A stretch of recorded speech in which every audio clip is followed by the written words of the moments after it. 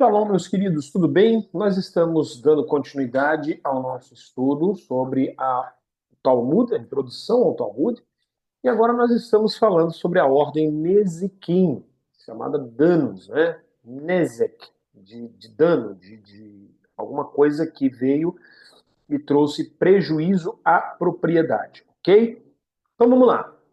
Ah, está gravando essa aula por motivos óbvios aqui, necessidades pessoais, tá bom? Mas nós vamos procurar aclarar bem essa questão do Tratado de Nezikin, tá bom? Deixa eu ver aqui.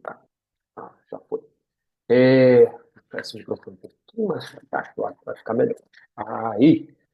Bom, a visão geral da ordem Nezikin, né, são questões legais e éticas relacionadas à responsabilidade civil e criminal, ok? Nezikin é uma das 6 ordens ou seções, né, que a gente chama, Shisha Sedrot, né, do Talmud e se concentra nessas questões legais e éticas, tá bom?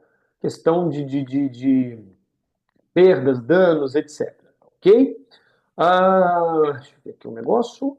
Tá, beleza. Bom, pronto. Bom, que mais? Deixa eu ver aqui.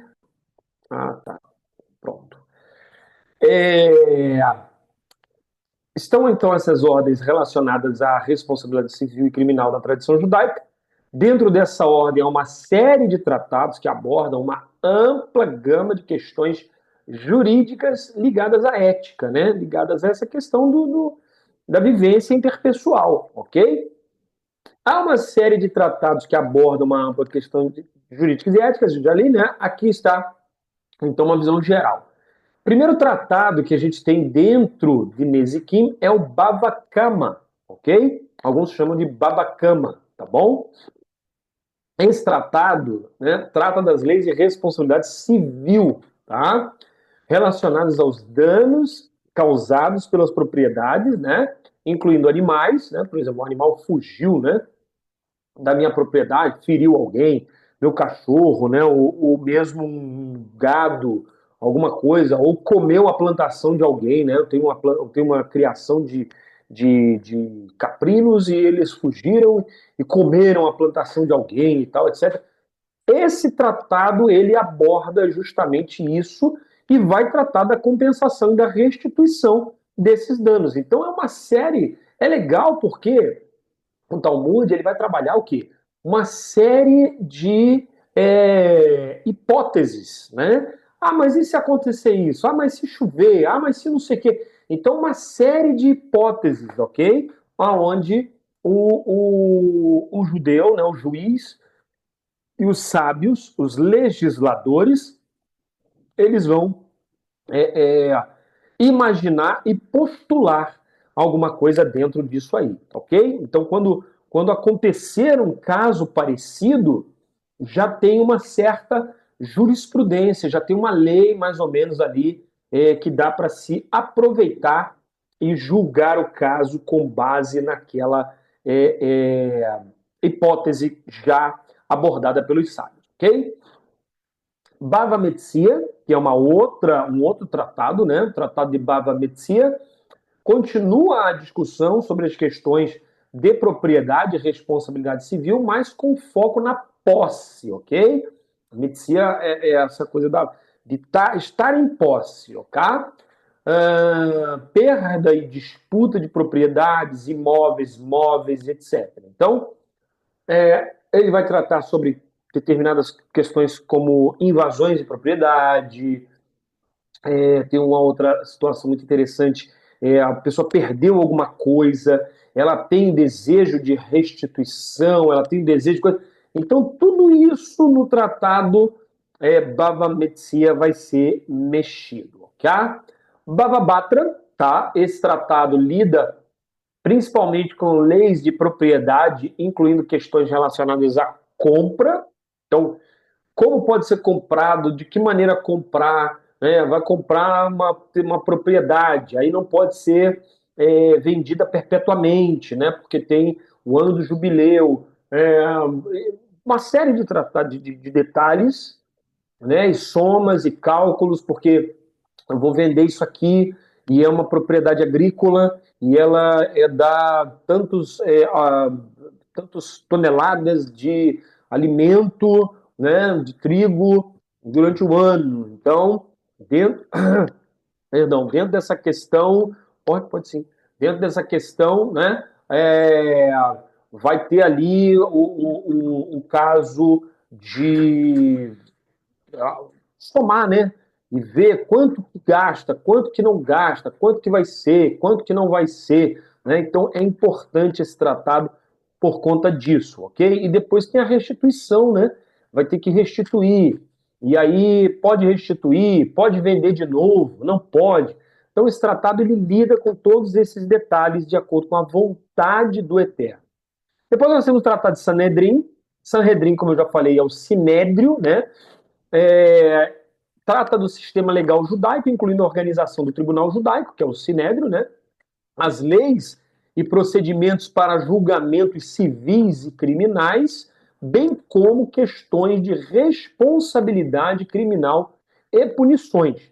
Então, quem pode ser um juiz, quem pode ser um magistrado, quem não pode, quantos precisam para compor um tribunal, né? Precisa de quantos? 70, 71, né? E tal, quantos? Então, esse tratado ele lida com isso, ok?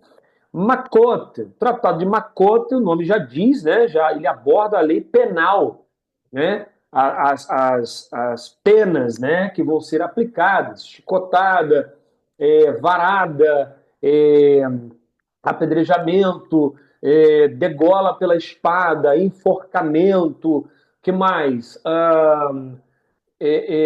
Sequilar, né, que é jogar a pessoa de um lugar alto, enfim, carete, né, que às vezes a pessoa não é condenada, mas ela é feito um juramento sobre ela para que ela não participe do mundo vindouro, né? Está falando de uma lei que tem muita ligação com lei religiosa. Então, às vezes, a pessoa não vai sofrer dano nenhum físico, mas é feito um acordo entre o povo de Israel para que aquele povo entenda e passe a faça um juramento diante de Deus para que aquela pessoa não participe do mundo vindouro. Não vai ter participação no mundo vindouro. É interessante porque Jesus ele faz uma menção a isso, mas ele diz assim: eu vos dou as chaves. O que ficar ligado na terra será ligado no céu. O que ligar no céu, brinca, né? Será ligado no céu, será ligado na terra. Não, mas o que você ligar aqui embaixo vai estar ligado em cima. O que você desconectar aqui embaixo vai ser desconectado em cima. Então ele está justamente tratando de leis do tribunal. Ele está falando assim: olha, vocês, como igreja, agora, assim como Israel põe pessoas fora do mundo vindouro, vocês também podem colocar as pessoas fora do mundo vindouro. Aquilo ali é uma lei judaica, aquilo ali é uma aplicação, né? E a pessoa, às vezes, depois evoluiu para receber um herem, que é uma exclusão, né? A pessoa era excluída do povo, e sendo excluída do povo, queria dizer que ela não teria parte na mesma recompensa que o povo teria no futuro, ok? Bom, é, depois tem o Tratado de Shavuot, né? Esse tratado lida com juramentos, suas implicações legais, né? E éticas, incluindo diferentes tipos de juramento, ok? Suas condições de validade e as consequências de quebrar o juramento, né? Por isso que é muito perigoso fazer um juramento. Não é voto, está falando de juramento, é diferente de um voto. Até no voto, a gente tem que, eu aprendi isso, tem que saber se Deus aceitou aquele voto ou não, ok? Há casos da gente fazer votos e achar que Deus aceitou aquele voto, você vai ver depois que Deus, na verdade, ele prefere muito mais uma outra atitude, e isso é muito fantástico, né? Eu louvo a Deus por isso. Eu vivo, de vez em quando, essas coisas, né? Deus aceita muito mais uma atitude de fidelidade ao dia a dia e etc., do que um voto, talvez, de algo tão, coisa tão grande, de repente você acha que votou e Deus aceitou, Deus até vê você se comportar e tal, mas ele queria muito mais que você tomasse uma atitude é, mais séria, de uma postura de mais seriedade para com as orações, para com as coisas que você vai fazer diante do Eterno, do que às vezes um voto, né? E Baruch Hashem por isso. Muito obrigado, Eterno. Bom, Eduyot, né? O nome já diz, né? Ed, E e D, né? Essas duas letras formam a palavra Ed, que fala de testemunho, né? Então, Eduyot discute os testemunhos e evidências em procedimentos judiciais, incluindo questões de credibilidade, né? Admissibilidade e validade, né? É, é, e validade dos testemunhos, ou seja, essa pessoa tal, ela pode ser uma testemunha, ela não pode, porque não era essa, a gente até acha estranho, né, certas posturas no Novo Testamento, assim, está escrito, beleza, está lá, mas a gente acha assim um pouco estranho, porque contrataram testemunhas falsas para não sei o quê. É um pouco estranho porque a testemunha, se ela testemunhar de forma falsa e for descoberta, a acusação pela qual ela trouxe o testemunho contra o réu, né, a penalidade que o réu iria sofrer por aquela acusação falsa recai sobre a testemunha, né? Então é um perigo danado, porque por ser testemunhar falsamente, se a coisa virar, a pessoa que vai sofrer o dano, né? A testemunha que vai sofrer o dano. Então era muito difícil uma pessoa assim, eu vou lá, eu vou ser testemunha e vou dizer que era muito complicado, né? Bem complicado. Avodazará, o nome já diz, né? É o serviço para coisa ruim, né? Para coisa errada. Esse tratado trata da idolatria e das leis relacionadas à adoração de ídolos, incluindo as suas implicações legais e éticas na sociedade de Israel. Então tem muito o que dizer, né? Avot, que é o tratado de Pirkei Avot, a gente tem aqui ele traduzido deixa eu ver aqui se vai aparecer aqui. Apareceu. Traduzido, né? Tem ele aqui traduzido, ó. E está com esse nome aqui, Ética do Sinai, né? Mas o tratado de Avot, né? Porque Avot. Ele é pequenininho. Esse aqui tá grande ali, mas ele é pequenininho, tá? Ele não é grandão, não. Ele é bem pequenininho, tá bom? É que ali foi traduzido, né? Respeito à tradução, aí acaba ficando grandão, tá bom? Bom, Horayot, o Tratado de Avot, ele lida com a ética, tá? A verdadeira ética. São conselhos, aforismos e muita ética, ok? Horayot, esse tratado trata dos casos de decisões errôneas do tribunal, que, por exemplo, a pessoa, poxa, né, fez o julgamento, né, julgou lá, vou dar para o lado aqui, acho que eu estou meio curto. Julgaram ali o caso, mas a pessoa depois foi ver que, poxa, não era nada daquilo, né? E aí ficou esse mal-estar, né? A pessoa ou ela recebeu um chicotada, ou ela teve que pagar alguma coisa para o acusador, né, e tal, e descobriu-se que foi errado, o julgamento foi errado, a pessoa não tinha nada a ver e tal, ou o juiz ele não entendeu bem, julgou de acordo com o entendimento meio pálido, e aí foi constatado que o juiz errou, então tem o horayot, né, vem de haorá, né, vem de lei, né, e aí vai ser consertado de alguma maneira, só uma indenização, uma retratação, etc. Claro que a gente sabe que não é a mesma coisa, né? Mas tenta-se fazer uma compensação para a pessoa, tá bom? Deixa eu ver aqui. Tá, esses são os tratados, né? Que fornecem uma visão e tal. Papá. Estudo detalhado dos tratados que compõem a ordem de Ezequiel. Vamos dar uma olhadinha aqui nos tratados aqui de uma forma mais pormenorizada. Mas aqui, Bava Kama tema principal, né, de Bava Kama trata das leis e práticas relacionadas, né, a leis e práticas relacionadas a, deixa isso aqui, senão vai ficar aparecendo, a responsabilidade civil e a lei judaica.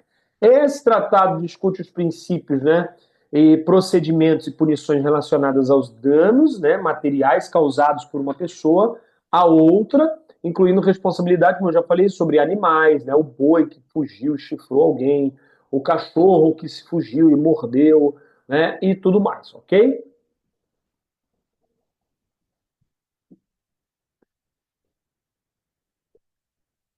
A estrutura do Bava Kama ele é composto por 10 capítulos que abordam diferentes aspectos da responsabilidade civil, desde a compensação por danos até as circunstâncias especiais que podem influenciar a responsabilidade.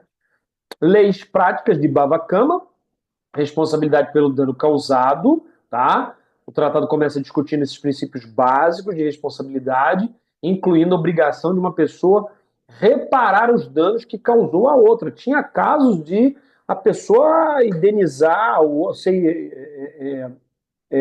ter que indenizar a outra pelo tempo que a outra ficou sem trabalhar, entendeu? Ela tem que custear o tempo que ela ficou sem que o outro ficou sem trabalhar e tudo mais. Então é algo assim bem pesado, né? Não é uma coisa, é responsabilidade mesmo, é olhar e ver o outro como uma pessoa que está sob a sua responsabilidade. Você não pode deixar as coisas acontecerem ao bel prazer. Você tem que ter cuidado e cuidado para com o outro mesmo, tá? Responsabilidade por animais. Bava Kama explora a responsabilidade do proprietário de um animal por danos causados por ele a terceiros. Seja assim, eu tenho uma plantação, aí o animal do rapaz lá fugiu, e aí ele passou a noite comendo na minha plantação, ou entrou no meu silo de estocagem, comeu lá as minhas sementes que era para plantio, ou que comeu uma produção que era para vender para alguém e tal, ou que já era de alguém, essa pessoa que é dono do animal, ele tem que pagar pelo dano que eu sofri. Não tem jeito, entendeu? Bom, responsabilidade por propriedade e ações individuais. O tratado aborda a responsabilidade por danos causados por propriedades e ações individuais, incluindo casos de incêndio, roubo e negligência, ok? Compensação e restituição. Bava Kama discute os métodos e procedimentos, né, para compensar e restituir as vítimas de danos, garantindo que elas sejam devidamente ressarcidas por suas perdas, ok? Considerações teológicas e éticas. Bava Kama reflete princípios importantes da lei judaica, como a importância da justiça, da responsabilidade pessoal e da reparação de danos como formas de promover a harmonia e a ordem da sociedade. Okay? Então, as pessoas passam a entender que ele não está morando sozinho no mundo. Ele tem pessoas que estão morando ali no mesmo mundo que ele é responsável pelas coisas dele não ofenderem e não atingirem de forma, de forma danosa, né, o próximo, ok? Ele enfatiza também a ideia que as pessoas devem ser responsáveis por suas ações e estar dispostas a reparar os danos que causam, né, a outros, mesmo que isso exija sacrifício, tá bom? Relevância atual, embora sistemas legais modernos possam ser diferentes dos descritos em Baba Kama, os princípios éticos, né, e morais desse tratado, eles acabam, como diz, né, sendo relevante para os dias de hoje, né, para o judeu contemporâneo, tá?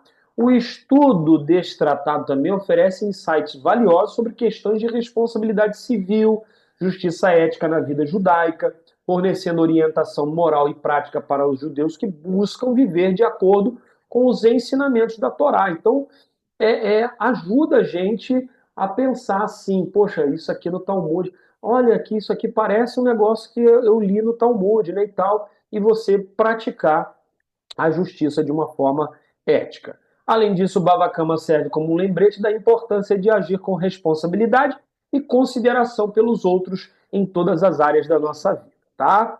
Bom, depois a gente tem o tratado Baba Metzia, que o tema central e principal de Baba Metzia trata das leis práticas relacionadas à propriedade e transações comerciais. Então deixa de ser uma coisa que é minha e eu tenho responsabilidade por aquilo que a minha coisa fizer com alguém e agora passa a tratar de coisas que são minhas, mas eu quero transferir para outro, ok? Então a gente vai aprender nesse tratado como transferir, como fazer a transferência de um objeto, de uma coisa. E por que que tem essa ideia de transferência? Porque ah, de acordo, antigamente, né, as coisas elas eram marcadas pelo dono, né? Então tinha lá uma marca, tinha um nome, a pessoa colocava um selo e às vezes aquele selo era de difícil extração. Você às vezes não conseguia apagar aquele selo muito bem, ou você não conseguia tirar aquela imagem. Todo mundo está te vendo com aquele aparelho, por exemplo, né? Aí todo mundo sabe que esse aparelho é meu. Aí vê alguém usando o meu aparelho, né? E aí, poxa, mas eu vi o fulano com o seu aparelho, com a sua faca, com a sua espada, com alguma coisa, e aí a pessoa A pode achar que aquela pessoa roubou e tudo mais. Então, tem toda uma maneira de fazer legalmente documentos para que ateste, né, a passagem da propriedade, entendeu? Ah, mas aquele boi eu vi muito lá na casa do fulano de tal, então se ele feriu o Beltrano, tem que ir lá na casa do fulano e tal. Aí o fulano e tal tem um documento, tem também um dia que eles foram no tribunal para poder fazer a transferência, ok? E aí, se aquele animal fizer alguma coisa com alguém, alguém disser assim, não, mas eu sei, é lá da casa do fulano. Não, não é, porque agora já tem um documento de transferência, já foi feito e tal. Então, será muito complicado, né? Porque as pessoas acabavam associando, né, que uma coisa, um objeto era de alguém, aí precisava realmente fazer esses trâmites jurídicos para passar para o nome de alguém determinado objeto ou possessão que era associado àquela pessoa, ok? Então, esse tratado discute princípios e procedimentos de obrigação relacionados à posse, propriedade e responsabilidade civil em transações comerciais e disputas sobre propriedades, né? Ah, diz que é minha, mas não é e tal, então, né, tem a discussão ali. Bava Metzia também é composto por 10 capítulos, que abordam diferentes aspectos das leis de propriedades e transações comerciais, incluindo aquisição, empréstimo, etc.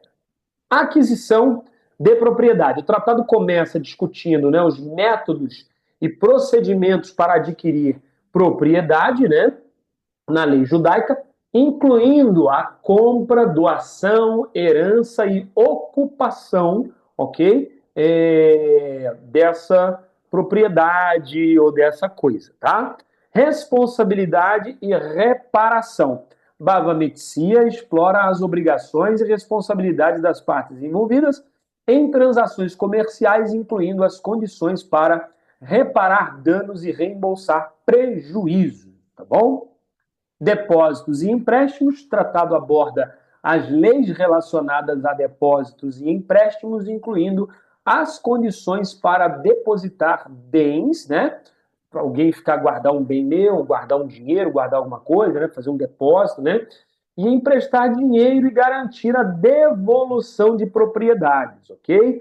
No ano do jubileu, isso aqui era muito importante, porque documentos, né, que ali atestavam que a propriedade era do João, do Manuel, etc. Então tinha algo que atestava aí.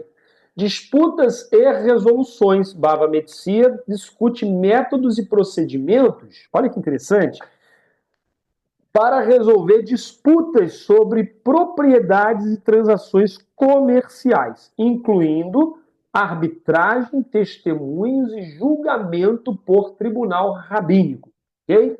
Então isso tudo aí é tratado em Bava Metzia, tá bom?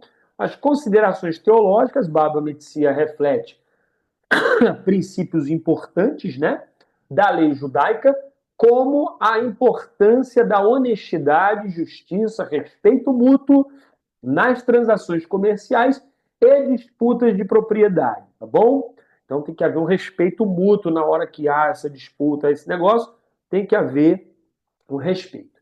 Ele enfatiza a ideia de que as pessoas devem agir com integridade e consideração pelos outros em todas as áreas da vida, incluindo questões comerciais e financeiras. E a relevância atual, embora os sistemas comerciais modernos possam ser diferentes dos descritos no tratado, né, de Bava Metzia, os princípios éticos e teológicos subjacentes ao tratado continuam a ser relevantes para os judeus contemporâneos, ok? Então, continuam a ser relevantes nesse quesito. O estudo deste tratado oferece insights valiosos sobre questões de ética empresarial, justiça e responsabilidade na vida judaica, fornecendo orientação moral e prática para os judeus que buscam viver de acordo com os ensinamentos da Torá, né? Além disso, o Bava Metzia serve como um lembrete da importância de agir com honestidade, consideração pelos outros em todas as áreas da nossa vida, tá bom? Bom, Bava Batra, né? O Tratado de Bava Batra, tema principal de Bava Batra, trata das leis práticas relacionadas à propriedade, herança e direitos, né, de propriedade na lei judaica. Este tratado discute os princípios, né, procedimentos e obrigações relacionados à posse, uso e transferência de propriedade, no quesito da herança, ok? Uma herdade, alguma coisa, e alguém vai passar para outro. Aí tem que ver direitinho como é que pode ser feito e se pode ser feito perpetuamente, ok? Estrutura de Bava Batra é composta de 10 capítulos também, que abordam diferentes aspectos das leis de propriedade, discutindo divisão de terras, direitos de vizinhança, né? Ah, construiu um muro em cima do meu terreno, não sei o quê. Então tem toda uma lei sobre isso, ok? Heranças, contratos e obrigações financeiras, tá certo? Leis práticas de Bava Batra, divisão de terras. O tratado começa discutindo os métodos e procedimentos para dividir e demarcar terras na lei judaica, incluindo os direitos e responsabilidades dos proprietários de terra, tá bom? Então, é muito sério isso, porque toda a Torá, ela se pauta, né, basicamente, ali, o texto, né, na questão da vinda para a Terra Prometida e da herança na Terra Prometida, né, do recebimento das terras, né, para os judeus a quem foram prometidos. Veja você, desculpa aqui, só melhorar aqui, veja você que as lutas e guerras naquela região são por causa de terra até o dia de hoje, né? Quem é mais forte para dominar e ficar com essa terra? E até o dia de hoje tem isso, né? Israel, palestinos, né? Que não são palestinos, são árabes e mistura de gentes, né? E tal, brigando por terra até o dia de hoje. Direitos de vizinhança. Bava Batra explora os direitos e obrigações dos vizinhos, incluindo questões de limite de propriedade, direito de passagem e uso compartilhado de recursos. Numa terra os recursos são escassos, às vezes os vizinhos de um determinado grupo, né, um determinado grupo de vizinhos, cavam um poço e aí eles precisam, né, fazer ali as normas, né, o regulamento interno ali para o uso daquele poço, ok? Herança e testamento. O tratado aborda leis relacionadas à herança e sucessão, incluindo a distribuição de propriedades entre os herdeiros legais, a validade de testamentos e a nomeação de executores testamentários. Então, já tinha naquela época todo um sistema de como é que fala aqui? Inventário, ok? Já tinha um sistema para a questão do inventário, né? Olha que coisa interessante, né? Bava Batra vai analisar isso, né? O tratado aborda as leis da herança, a sucessão, incluindo distribuição, propriedades, heranças e herdeiros, né, e a validade do testamento e a nomeação de executores testamentários, pessoas que vão olhar e vão saber direitinho, né, como é que é a questão da herdade, o que ficou, o que não ficou, para quem tem que ficar e tal. Contratos e obrigações financeiras. Bhavabhatra discute os princípios e procedimentos para a realização de contratos e acordos, né, financeiros, incluindo empréstimo, venda, aluguel e transações comerciais. Olha que bacana, né? Já naquela época já tem todo um tratado, né, 150 antes de Cristo, que esse Talmud foi assim, começou a ser escrito, e a gente sabe que é, como é que se diz? Trata de leis de 3.300 anos atrás, né? Então é muito legal que já há 3.300 anos o nosso povo já tinha uma visão da justiça assim de uma forma muito elevada, né? Considerações teológicas e éticas, Bhavabhatra reflete princípios importantes da lei, como a importância da integridade a respeito mútuo nas relações de propriedades e negócios. Enfatiza a ideia de que as pessoas devem agir com honestidade, consideração e respeito pelos direitos dos outros, ok? A relevância atual, embora os sistemas legais e econômicos modernos possam ser diferentes, né? Os princípios éticos e teológicos subjacentes no tratado continuam a ser relevantes para os judeus contemporâneos.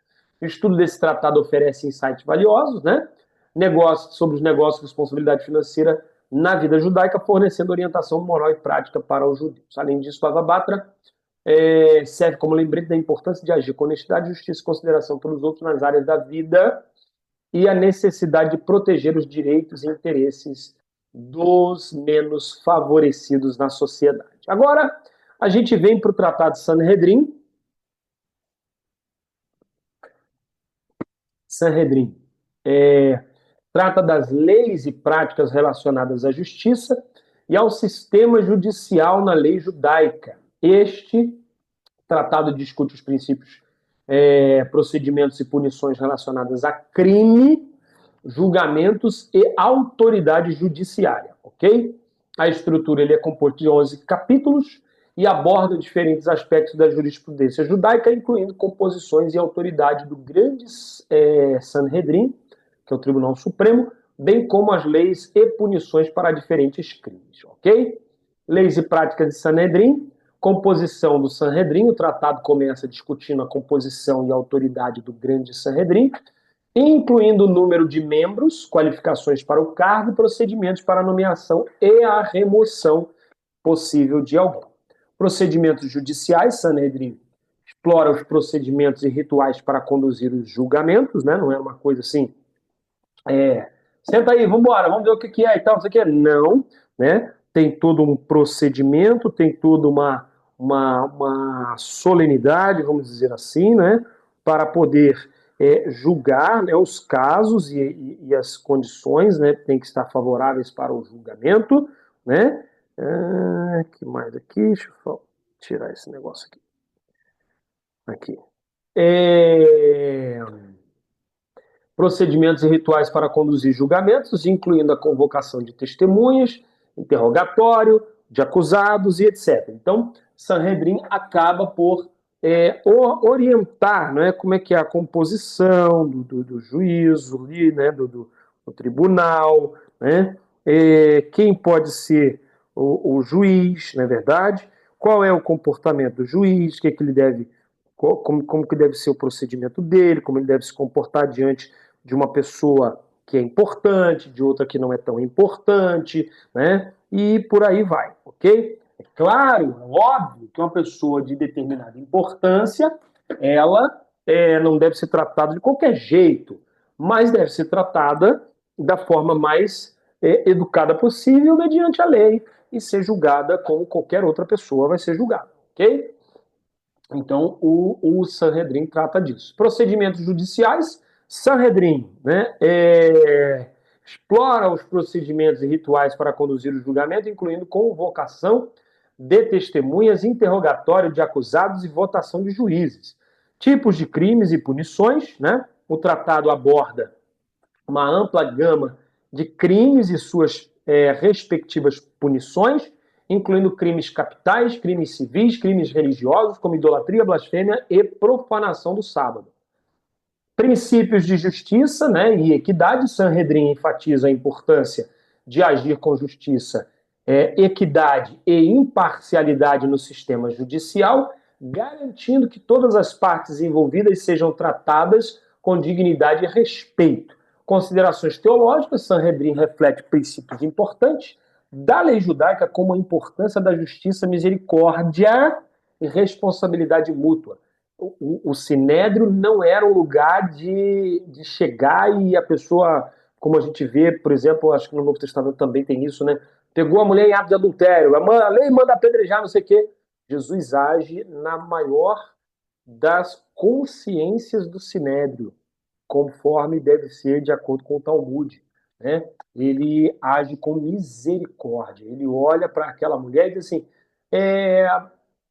quem não tem pecado, atire a primeira pedra. E aí vai saindo um por um, e ele pergunta: mulher, onde estão os teus acusadores? E ela diz: ninguém me acusou. E ele falou: nem eu te condeno, vai, não peques mais. Então, é importante notar que o sinédrio não era um lugar de pena capital, não era esse lugar de a lei diz que tem que apedrejar. Não, o sinédrio era um lugar onde a lei tá lá. Qual é a pena?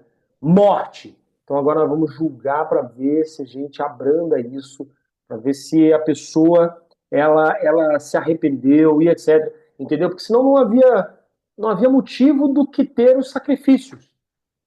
Para que ter os sacrifícios para perdão dos pecados e para tudo, se o sinédrio está ali para julgar e mandar matar? Entendeu? Então o sinédrio estava ali para realmente analisar o comportamento e a psique daquela pessoa e saber, não, essa pessoa ela agiu no calor do impulso, não, essa pessoa ela fez de maldade, mas ela está demonstrando um arrependimento, ela isso, ela aquilo. Então as penas elas iam, como a gente diz, abrandando, né? Elas iam caminhando para um abrandamento, entendeu? Então é importante a gente tomar cuidado sobre isso, entendeu? Não achar que, como é que fala? Chegou lá e morreu e acabou e papapá. Não, é importante a gente tomar cuidado e ler para entender como é que era feito esse julgamento, para a gente não achar que as pessoas, senão não ia viver ninguém em Israel, né? Então ele enfatiza a ideia assim, tá? Relevância atual, embora o sistema judicial, né, moderno possam ser diferentes dos descritos em Sanhedrin, os princípios éticos teológicos subjacentes, a frase a gente só repetiu, né? Você já sabe que Sanhedrin vai invocar para nós o quê? Uma mentalidade de justiça, mas também de misericórdia, ok? Esse é o grande aqui. O tema principal, aí a gente tem Macote, né? Perdão, o Tratado de Macote. O Tratado de Macote, ele, no seu tema principal, Macote trata das leis e práticas relacionadas às punições corporais na lei judaica. Esse tratado discute os princípios, procedimentos e circunstâncias que envolvem punições corporais por transgressões comerciais. Estrutura de Macote. Macote é composto por 3 capítulos que abordam diferentes aspectos das leis, né, de punições corporais, incluindo os tipos de infração que exigem punições corporais. Quais são as punições corporais? Apedrejamento, chicotada, varada, né, que é aquela, esqueci o nome agora, tem um nome que se dá, né, a pessoa apanha com a vara, né, que mais? Degola pela espada, enforcamento, tem mais uma coisa, lançar a pessoa de um lugar alto e mais enforcamento, que é o pendurar no madeiro, né? Acho que é isso. É isso aí. Então vai tratar da quantidade de chicotada, da quantidade de açoite com vara, vai tratar da quantidade de punição corporal que a pessoa vai ter, ou enforcamento, ou apedrejamento, né? Ou lançar a pessoa de um lugar alto em cima de alguma pedra. Então, enfim, esse tratado Macoto vai lidar com isso aí. Transgressões, né, puníveis, né, as leis principais de Macote, né, trata das transgressões puníveis, né. O tratado começa discutindo as transgressões que são puníveis com açoite, conhecida como malkut, né? Não é malhut, não, é malkut, incluindo uma variedade de ofensas, desde desobediência a certas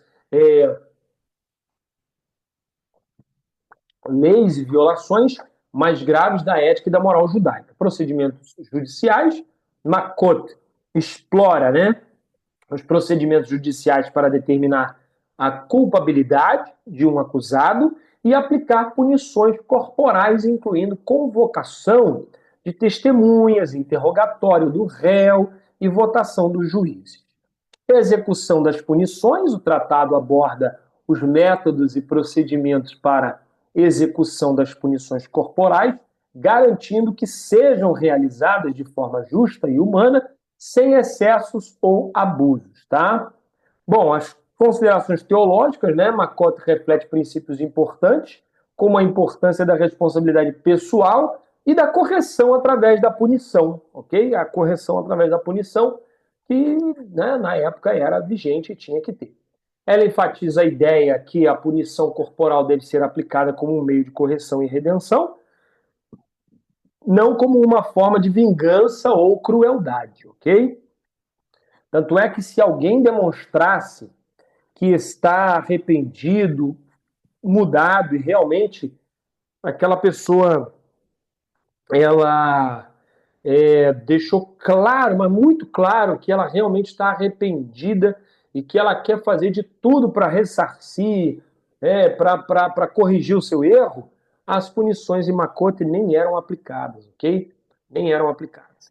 Embora a prática de punição corporal possa ser rara nos dias de hoje, o princípio ético e teológico subjacente em Macote continua a ser relevante para os judeus contemporâneos, mas a gente entende, né, rapaz, se fosse outro tempo, a gente estaria aí levando açoite e etc, tá?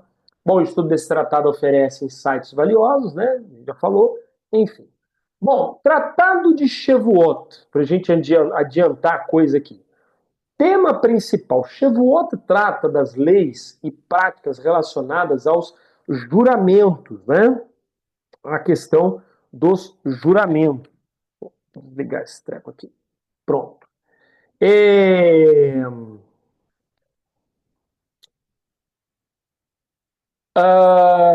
Juramentos na lei judaica. Esse tratado discute os principais procedimentos e obrigações relacionados, tá, aos juramentos, incluindo as circunstâncias em que são permitidas e suas consequências, tá? Como eu já falei, nem todo juramento Deus, nem todo voto, né, Deus aceita, que dirá o juramento. O juramento é algo muito mais sério, tá bom?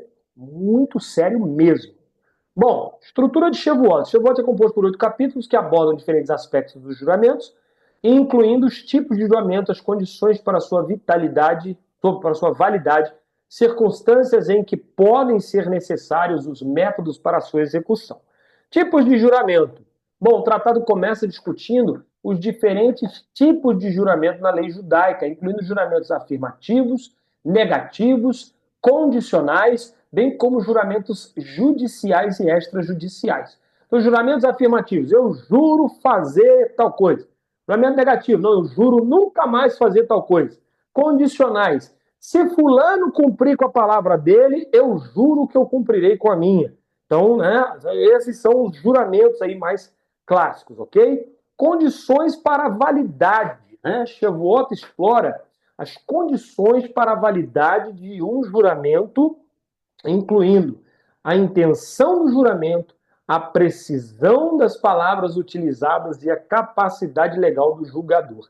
Então, para fazer um juramento, não era assim, vou fazer, né? E acho que até o voto também, a gente às vezes fala que está fazendo voto, não sei o quê, e Deus, acho que pela sua infinita misericórdia, até nem leva muito em consideração, porque não pode haver ambiguidade, né? Não pode haver ambiguidade na questão dos votos, né? Deixa eu ver aqui um negócio aqui rapidinho. Não, não quero mais. Isso, sai. Não pode haver ambiguidade nas palavras que vão compor o juramento, para não dar a entender que a pessoa jurou uma coisa e na verdade está jurando outra. E nem mesmo a pessoa achar que está jurando uma coisa e na verdade está jurando outra que não tem nada a ver. Ok? Então tem que tomar muito cuidado com isso aí. Shavuot então explora as condições. Circunstâncias, né? O tratado aborda as circunstâncias em que os juramentos são permitidos ou exigidos, incluindo casos de testemunho, confirmação, de fatos e resolução de disputas, ok? Então, quando está resolvendo, tem um juramento. Ó, você tem que jurar, você não vai querer vingança do fulano de tal, porque nós estamos resolvendo a coisa aqui. Havendo vingança, obviamente, ele está culpado do juramento que fez e ele vai ser penalizado, né? Execução e consequência. Shavuot também discute os métodos para executar o juramento e as consequências de quebrar o juramento, né? Garantindo que os juradores sejam responsabilizados por suas palavras e ações, ok? Bom, acho que a implicação teológica, acho que não preciso, já ficou bem subentendido, né? E aí a gente parte para o tratado Eduyot, né, de Ed, que quer dizer testemunha. Né? Tema principal de Eduyot, Eduyot trata dos testemunhos e declarações legais na lei judaica.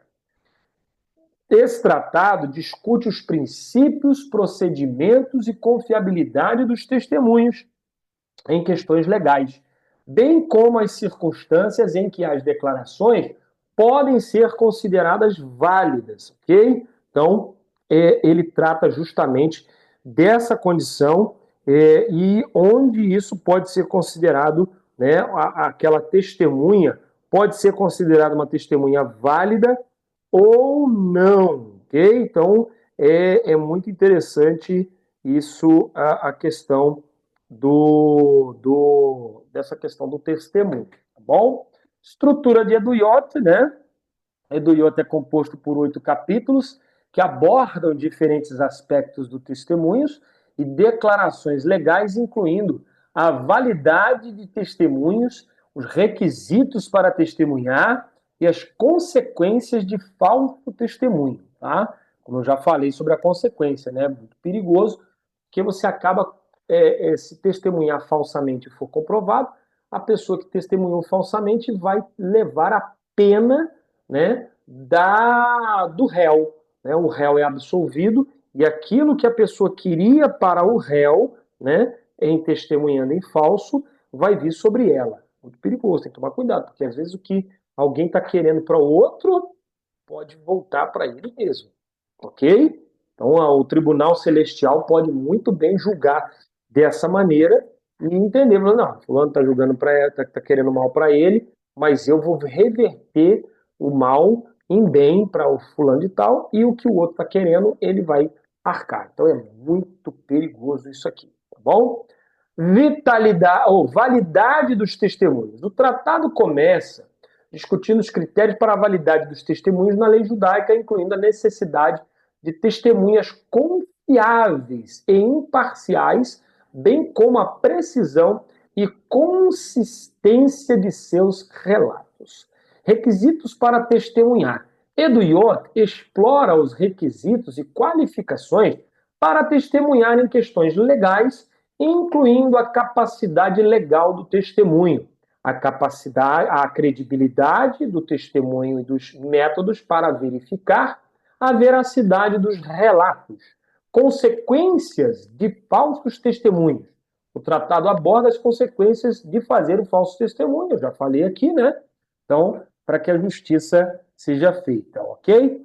Fechando aqui, tratado de Avodá Zará, o tema principal de Avodá Zará são as leis e práticas relacionadas à idolatria e ao culto de ídolos na lei judaica. Esse tratado discute os princípios, procedimentos e implicações de envolvimento com práticas idolátricas, né, ou práticas de idolatria. A estrutura de Avodá Zará é composta por 5 capítulos que abordam diferentes aspectos das leis de idolatria, incluindo a proibição de adorar ídolos, a interação com não-judeus e as implicações para a vida religiosa e social dos judeus. O que é essa interação com não-judeus? Interação com não-judeus aqui fala de quê? Fala de casamento, né, com o não-judeu, festividades que o não-judeu tem, que o judeu possa acabar querendo ir, né? Halloween, né? Não se comemora Halloween e não se deve ir numa festa de Halloween, né?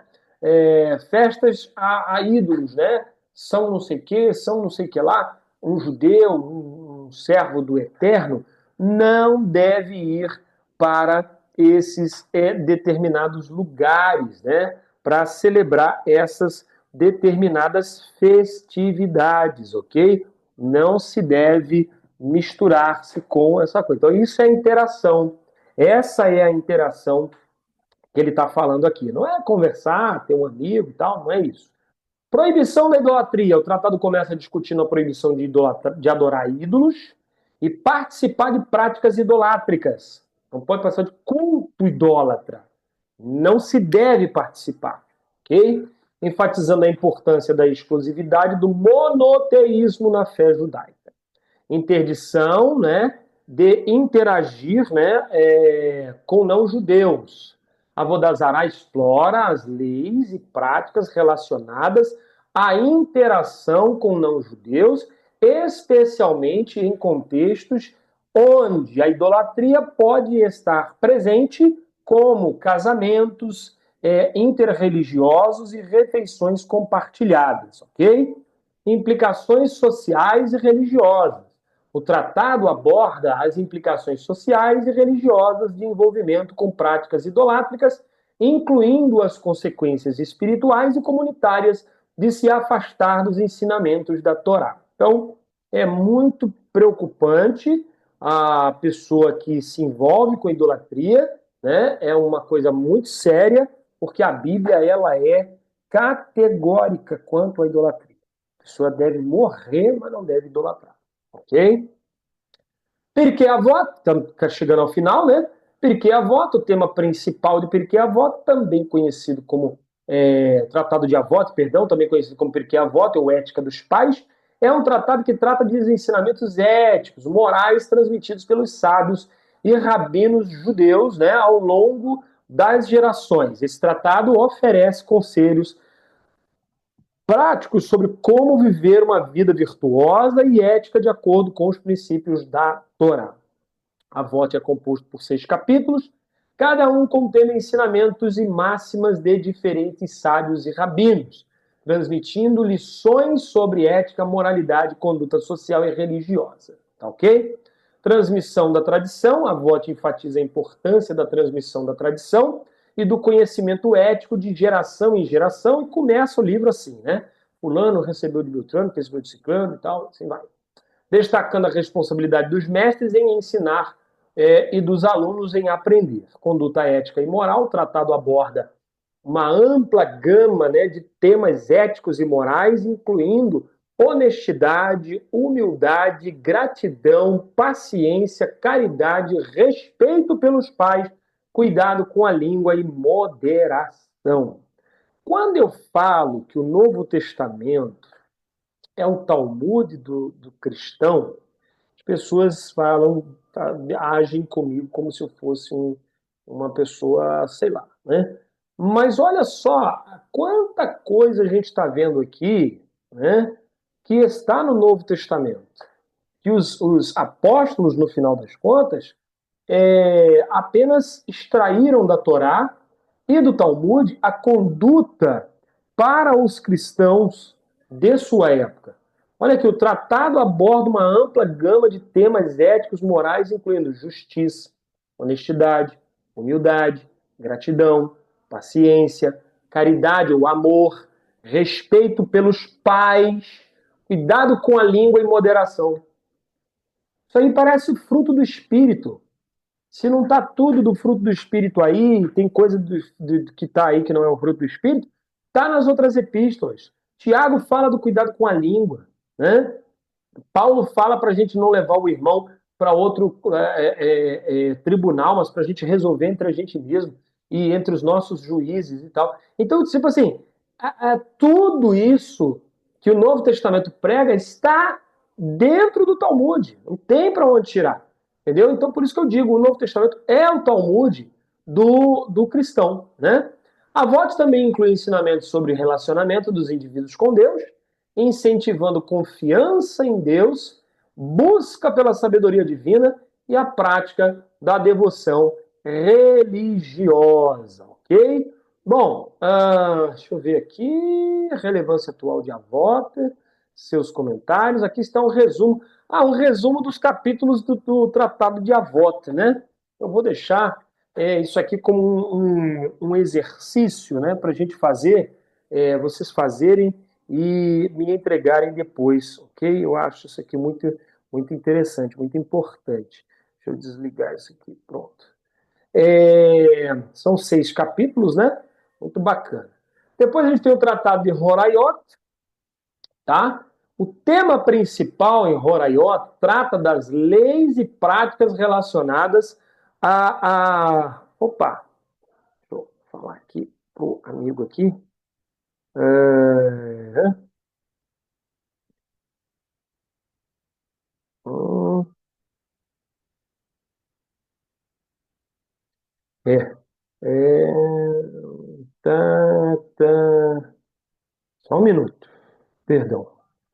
E aí, o Tratado de Horaiot, olha que interessante, né? O Tratado de Horaiot, aqui.